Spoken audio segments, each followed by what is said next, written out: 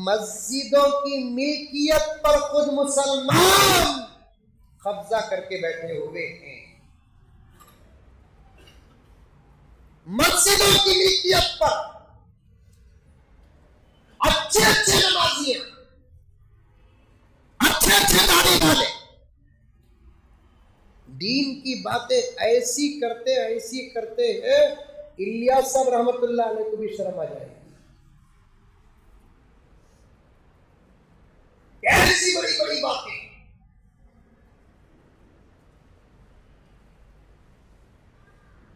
مثال کے طور پر میں ادھر ادھر کی بات نہیں کرتا, جو اصل بات ہے وہ کر رہا ہوں. میری بات کو کسی کی طرف نہ جوڑے, کسی کی طرف نہ جوڑے میری بات کو. اصل مسئلہ کیا ہے دیکھو سامنے میرے پیارو, مسجدوں کی پراپرٹیاں, درگاہوں کی پراپرٹیاں, قبرستانوں کی پراپرٹیاں, عیدگاہوں کی پراپرٹیوں پر اتنا ناجائز قبضہ ہے, اتنا ناجائز قبضہ ہے.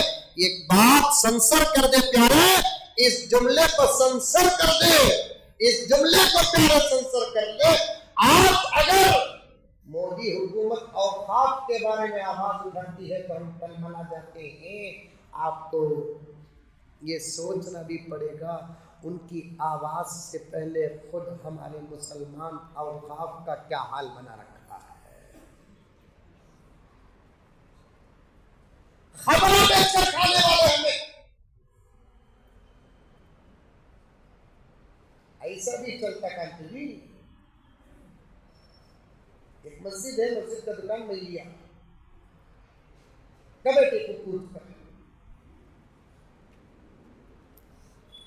کتنا کمائے تو بھی عمر جانے جانے جانے جانے جانے جانے جانے کھانے پینے پر ایسی پابندیاں آ جاتی ہیں, دیکھے تو تعجب ہوتا ہے. ایک مرتبہ رمضان میں میں مدرسے کے چندے کو گیا, ایک بہت بڑے مالدار کے پاس.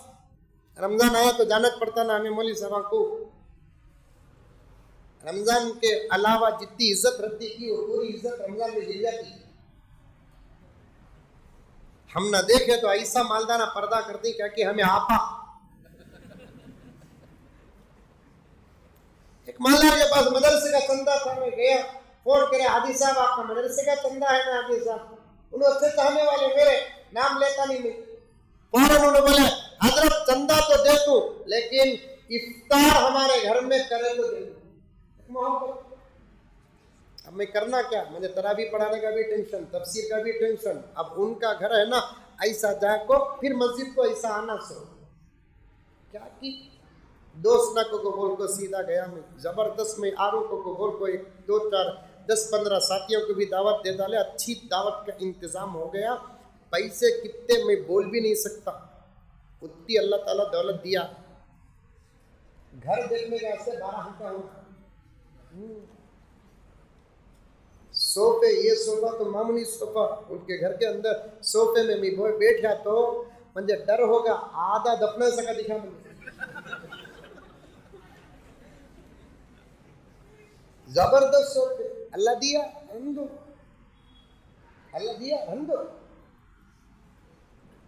لیکن جب افطار کے دسترخوان جوڑے گئے, ایک سے بڑھتی ایک لوازم,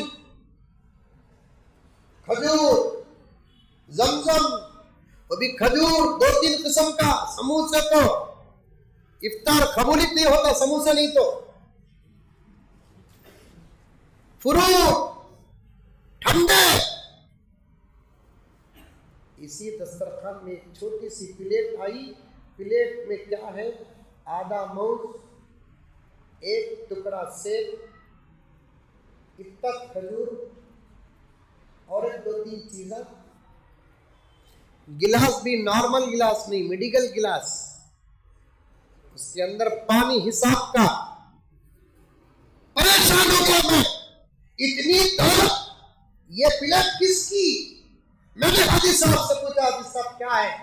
حاجی صاحب کے آنکھوں سے آنسو آ گئے, کہنے لگے چھوٹو مولانا اللہ دولت تو دیا لیکن منہ کو گرفتا لگا. کچھ اپنی بیماریاں بتائیں. کہنے لگے کہ ایسی دولت ہے حضرت, میری 5 پشت بیٹھ کر کھائے تو بھی میری دولت ختم نہیں ہوگی. لیکن اللہ نے ایسا بریک لگایا، میری 5 پشت کیا کھائے گی، میں میری مرضی کا کھانا نہیں کھا سکتا حضرت، میرے چاہت کے حساب سے پانی نہیں پی سکتا۔ دولت وہ چیز ہے جسے حلال طریقے سے کماؤ پیارو، حرام طریقے سے نہیں۔ آج غلط طریقے میں اتر کر بھی پیسہ غلط کماتے ہیں، بعض لوگ سیدھے راستے میں اتر کر بھی پیسہ غلط کماتے ہیں۔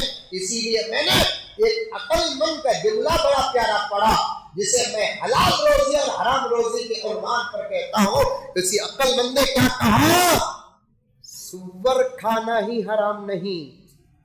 جملہ سنو، یہ آپ حادثات میں پڑھے ہوں گے، سور کھانا ہی حرام نہیں، حرام پیسوں سے بکری کھانا بھی حرام ہے۔ غریب جانور کا گوشت ہی حرام نہیں، حرام پیسوں سے حلال جانور کا گوشت بھی حرام ہے نا۔ امام غزالی نے کیا کہا؟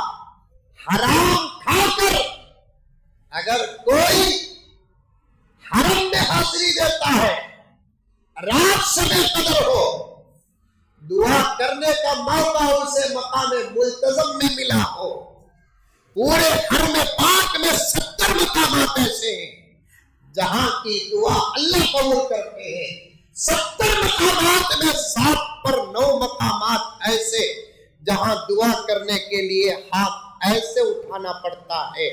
ایک مقام حرم پاک کا ایسا ہے جہاں دعا کرنے کے لیے ہاتھ ایسے نہیں اٹھانا پڑتا، بلکہ دونوں ہاتھ کعبے میں لگانا، سینہ کعبے میں لگانا، گال کعبے میں لگانا۔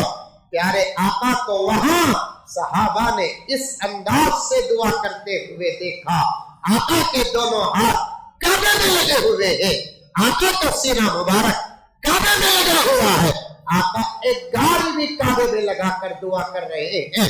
چنانچہ فقہا فرماتے ہیں، ارشاد فرماتے ہیں، اولیاء فرماتے ہیں، کعبے کے اطراف و اکناف 70 جگہ ایسی ہے جہاں اللہ دعا قبول کرتا ہے۔ 70 جگہوں میں 7 پر 9 جگہ ایسی جہاں ہاتھ ایسے اٹھا کر دعا کرنا، لیکن ایک مقام ملتزم ہے جہاں ایسے دعا کرنا۔ امام غزالی نے عبداللہ ابن مسعود کی روایت نقل کرتے ہوئے فرماتے ہیں، حرام خور حرام لقمہ پیٹ بھر کر کھا کر نہیں، ایک لقمہ اگر حرام کا کھا کر وہاں جا کر شب قدر میں مقام ملتزم میں بھی دعا کرتا ہے، اللہ اس حرام لقمے کی نحوست سے وہاں بھی اس کی دعا قبول نہیں کرتے۔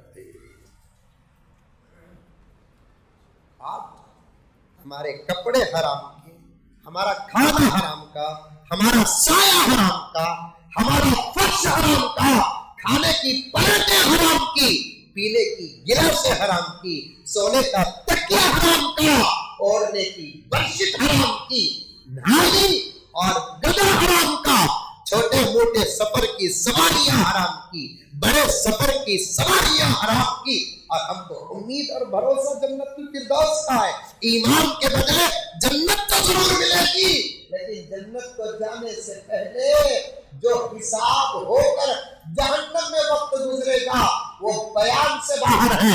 اور ایک بات سن لو پیارو، مجدد ملت حضرت شاہ شرف علی تھانوی رحمت اللہ علیہ ایک جگہ پر لکھتے ہیں، حرام کھانے والا آدمی خدا نہ خواستہ وہ حرام ہضم نہ ہوا، اس سے پہلے موت کا فیصلہ ہو جائے تو ایمان کی موت اس کی مشکوک ہو جاتی ہے۔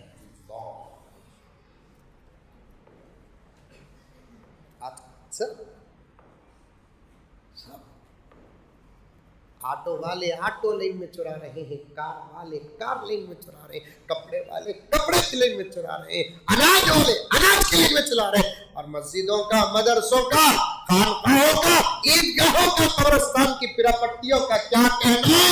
اتنے نڈر ہو گئے، اتنے نڈر ہو گئے، یہ بات یہاں وہاں کی نہیں، تقریباً پورے ہندوستان کا یہ آج اس تقریباً دورہ کرتا ہے، ہر جگہ کا درد آج کے عنوان میں پیش کرتا ہے، مسجدوں پہ کیا غنڈہ گردی چلتی ہے، مسجدوں میں کیا حرام راج چلتا ہے، کون پوچھے گا ان کو، کون پوچھے گا ان کو؟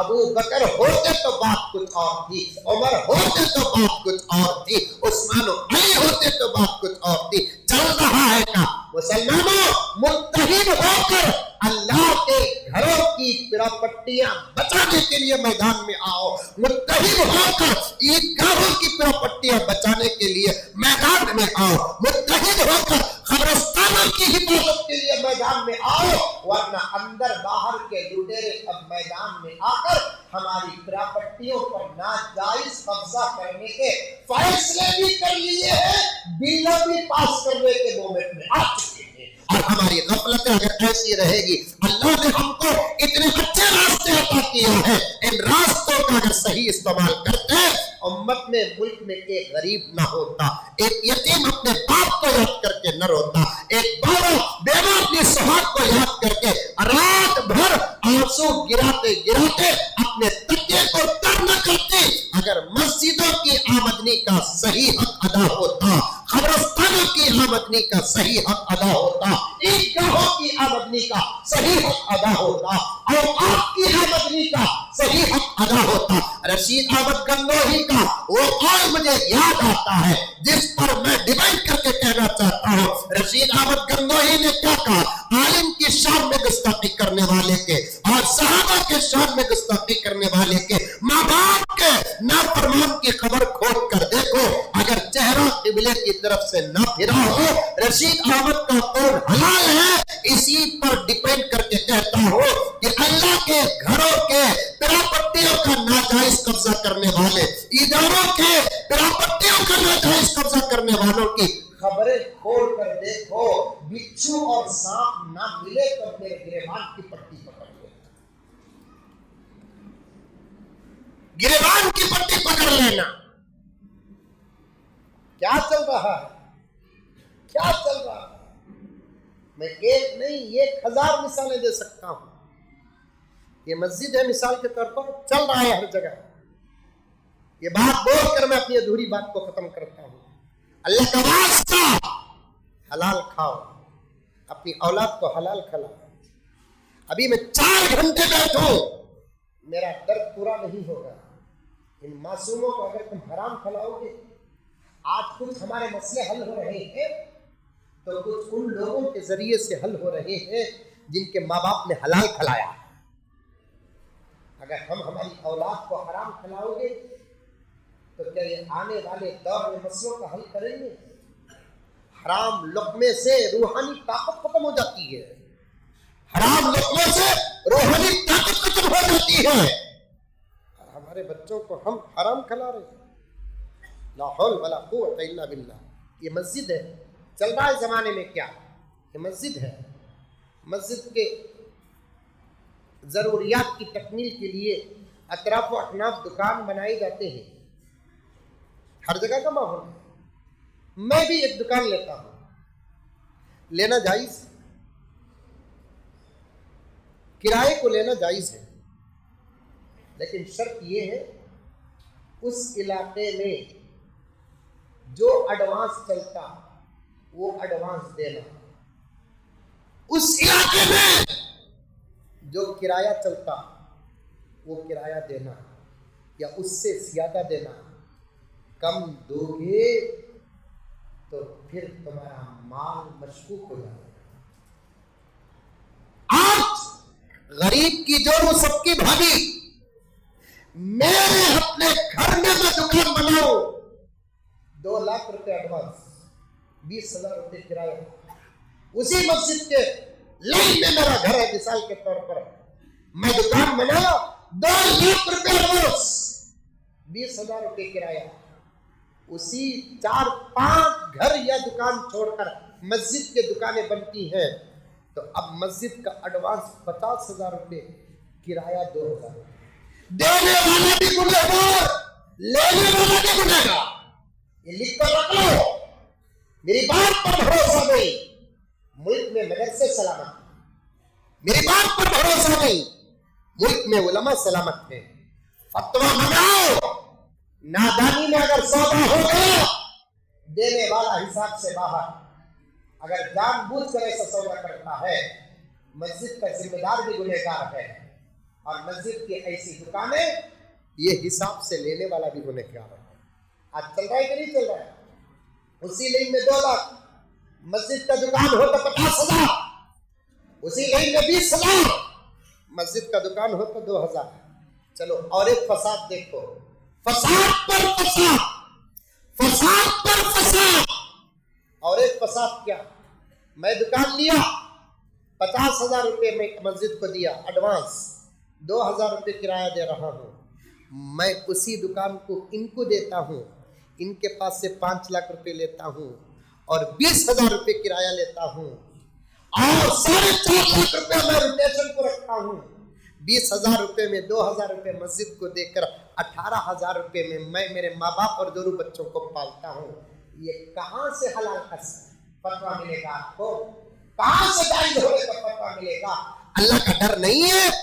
मैंने मस्जिद का रिकॉर्ड सुना, वो मस्जिद वाले जब कमेटी बदलने के बाद दुकान वाले से जाकर बोले अब वो एडवांस नहीं, वो दुकान नहीं, तो दुकान वाला मस्जिद के जिम्मेदारों को पूछ रहा है तुम्हारे बाप का दुकान क्या जी? तो मेरे पास आई बात, मैंने कहा कि तुम्हें क्या जवाब दिए? क्या जवाब देते हजरत? उन्हें गालियाँ देने को कहा, वापस आ गए। मैं बोला हिम्मत रखना, तुम्हें उल्टा उसे पूछना नहीं कि तेरे बाप का दुकान क्या? जब इसके बाप का दुकान नहीं तो इसके भी बाप का दुकान नहीं। अल्लाह का घर है, अल्लाह के घर का दुकान है, बराबर हक अदा करो, हराम से बचो मेरे दोस्तों। ईदगाहों का ये हाल बना कर रखा है, कब्रिस्तानों का ये हाल बना कर रखा है, मस्जिदों के, इमारतों का, घरों का कब्जा करके बैठ जाते हैं। अल्लाह अकबर कबीरा, अल्लाह अकबर कबीरा। मुसलमानों, हलाल का दामन मजबूती के साथ थामो, हलाल खाओ, हलाल खलाओ, हलाल पहनो, हलाल पियो, हलाल माहौल में रहो। मुख्तसर सी दुनिया है, गुजरने के बाद मामलात का अगर हिसाब होगा। मौलाना अबुल हसन अली मियां नदवी रहमतुल्लाह अलैह एक जगह पर लिखते हैं, इबादत के मसाइल से उम्मत परेशान नहीं। आखिरी जुमला याद रखना, इबादत की वजह से उम्मत परेशान नहीं, उम्मत की परेशानी का सबब ही मामलात है, उम्मत की परेशानी का सबब ही मामलात है। आज हम सब इरादा करेंगे किसी के इज्जत पर भी हम हमला नहीं करेंगे, किसी के माल पर भी हम हमला नहीं करेंगे।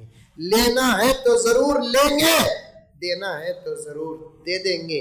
नाजायज रास्ता अल्लाह करे कि ना हमारे लिए हो ना हमारी औलाद के लिए हो, किसी को कहते हैं हुकूकुल इबा। वरना मेरे दोस्तों, आमदनी और इनकम और पैसों के मसले में अगर हम 19-20 हो गए तो फिर कितनी ही अच्छी इबादत हो, उन इबादतों का एतबार नहीं होता अल्लाह के पास। अल्लाह ताला हम तमाम को 100% अमल करने की तौफीक अता फरमाए। आमीन सुम्मा आमीन।